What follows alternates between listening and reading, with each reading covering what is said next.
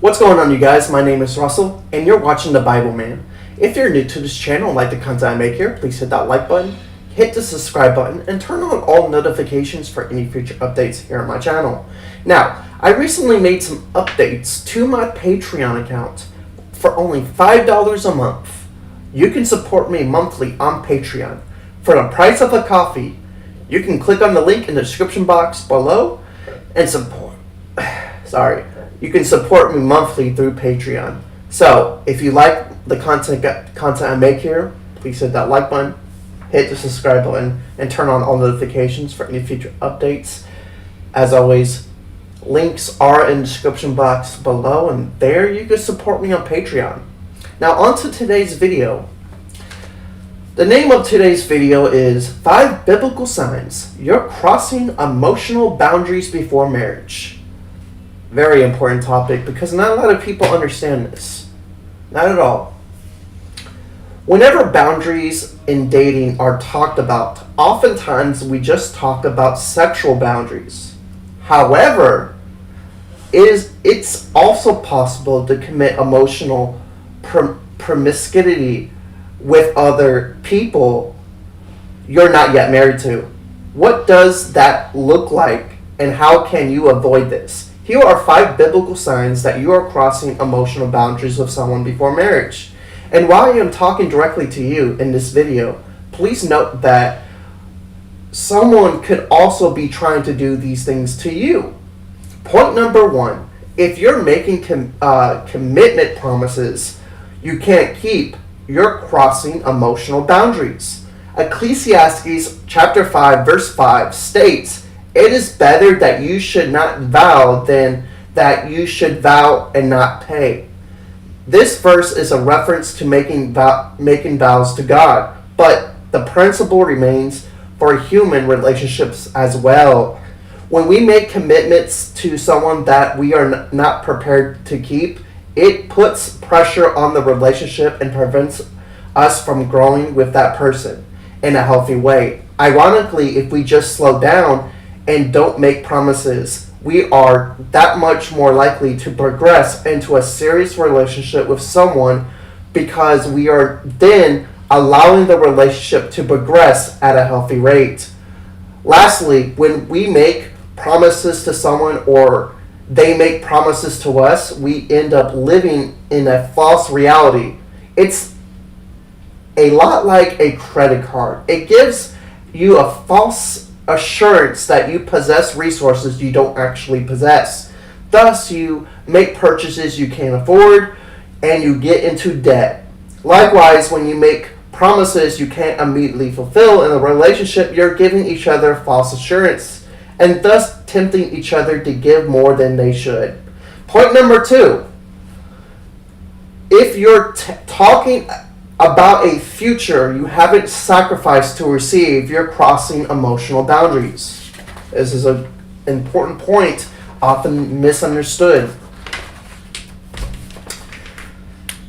As the old saying goes, talk is cheap. While dating couples should talk about their future to make sure they are aligned and headed in the same direction, they shouldn't talk about the future in a way that makes them feel further down the road than they really are. You don't need to talk about what names you would like to give your future children, or how you would spend Christmases when you get married, or what type of house you both want to live in one day. Work on the relationship and get married before you start trying to feel like you're already there. Also, talking prevents doing.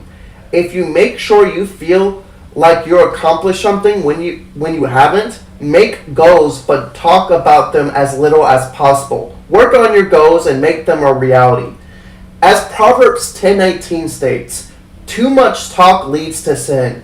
Be sensible and keep your mouth shut. Point number 3, if you're making an agreement in your heart that have not occurred in reality, this means you're crossing emotional boundaries. An agreement is when you believe something in your heart that is not true or that is not true yet. Always live in truth, as 1 Peter chapter 5 verse 8 says.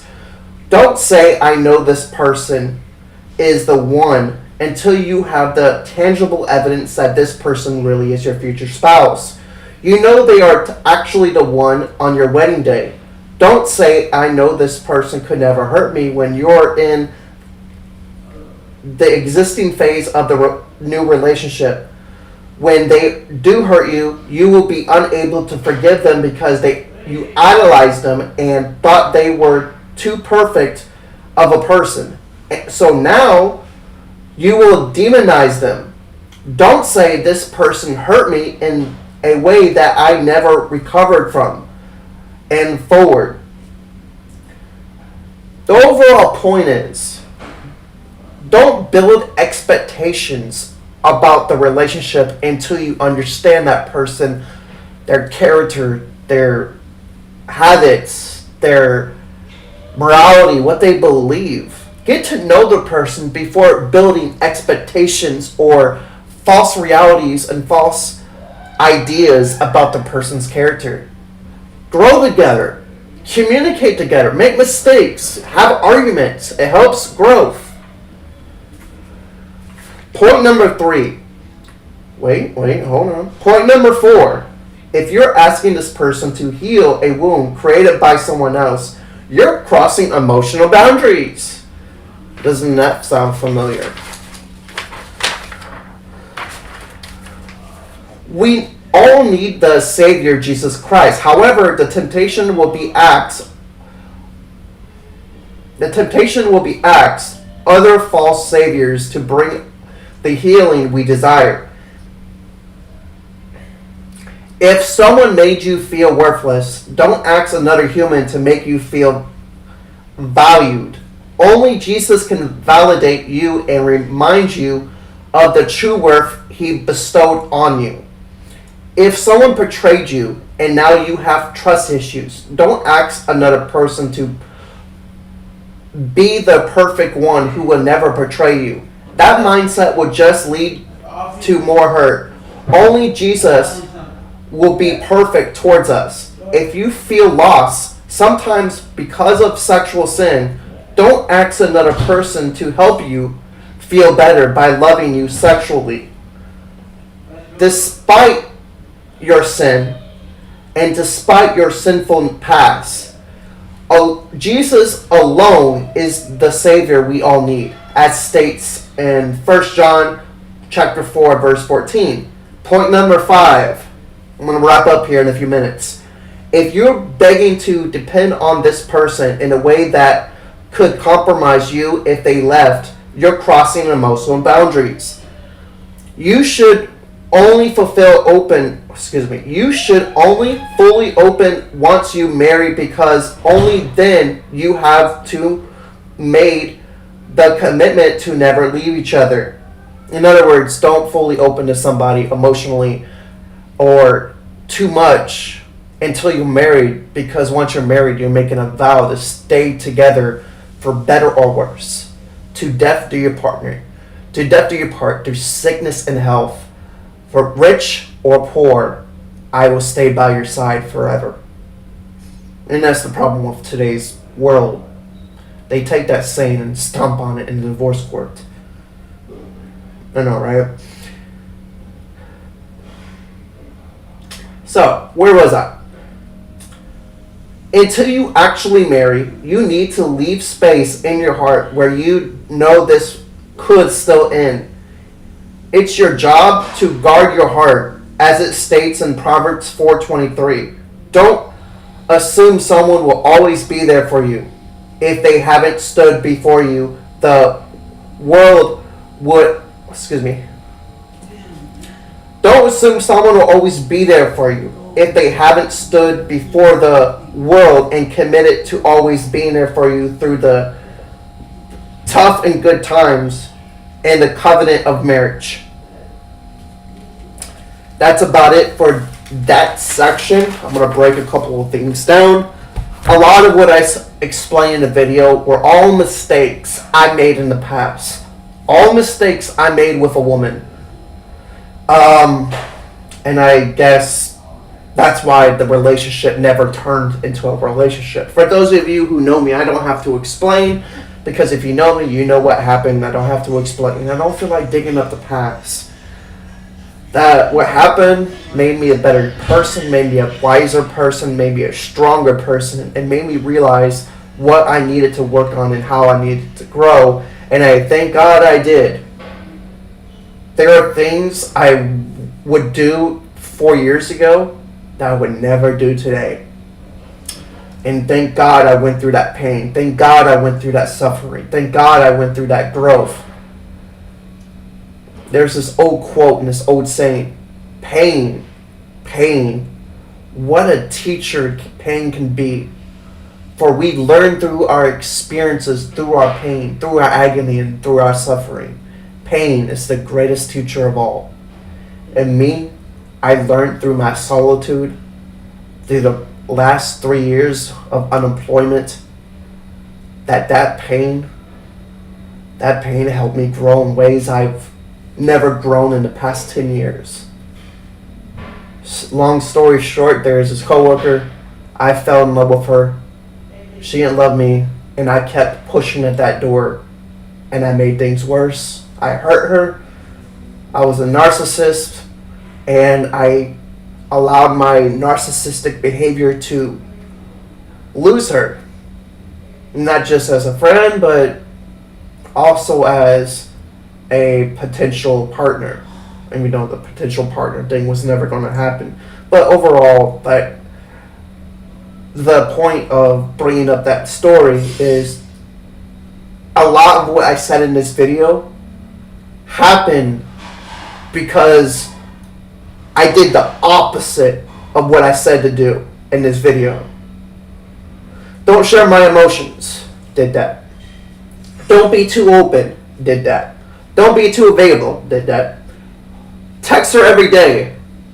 I did that. Annoy the hell out of her. Did that. Got mad and upset and defensive when she wouldn't respond back. Did that. It's no wonder she never gave me a chance. No wonder we don't talk no more. The way I hurt her. All I'm saying, guys, I never been in a relationship before, nor have I been married. But I read a lot of books. Matter of fact, more than 95% of all the books I've read, which is about 6,000 books, about a good portion of them are books on the church and marriage.